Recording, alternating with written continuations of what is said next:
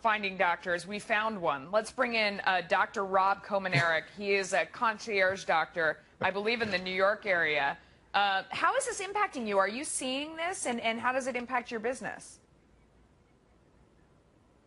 Oh, you know, it does impact our businesses. And quite frankly, from the concierge model, we're becoming busier and busier because patients are gearing up for these exchanges, and they realize that, hey, I want to have access to a physician. And to have access to a physician in a concierge practice means that they're going to get better care, and they're going to have access to care on a regular basis. I used to have a traditional practice where I saw patients on a regular basis in the insurance system.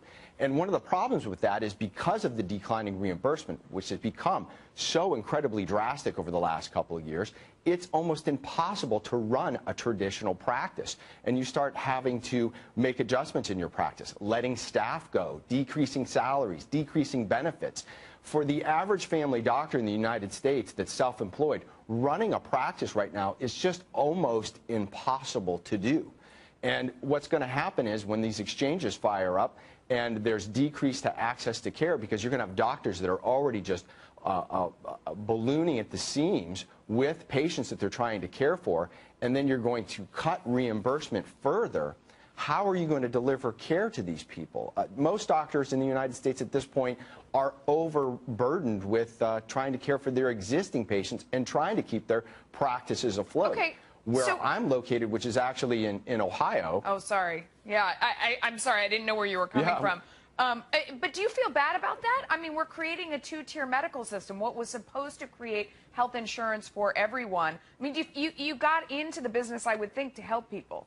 And now you're only going to help wealthier people that can afford you. Are there good doctors who will stay in for less money because they feel, you know, a moral obligation to do that?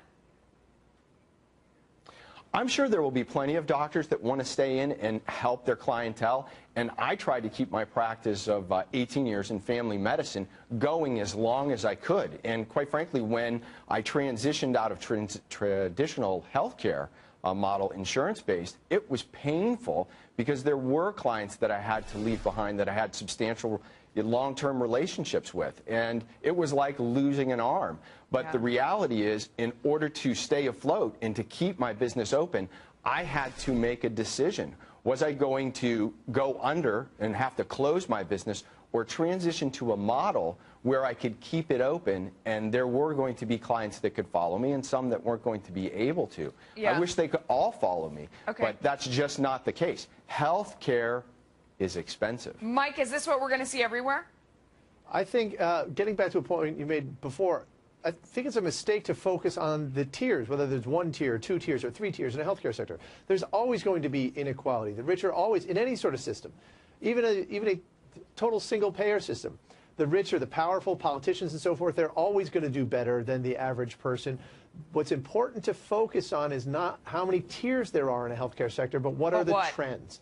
But what are the trends? Are prices falling in healthcare? Is access becoming more wide? Is the healthcare becoming more widely available? Is the quality improving? Is access to care getting more secure? Under Obamacare, all of these trends are going to be heading in the wrong direction. Okay, we got to go. We'll leave it there. Thanks to all three of you.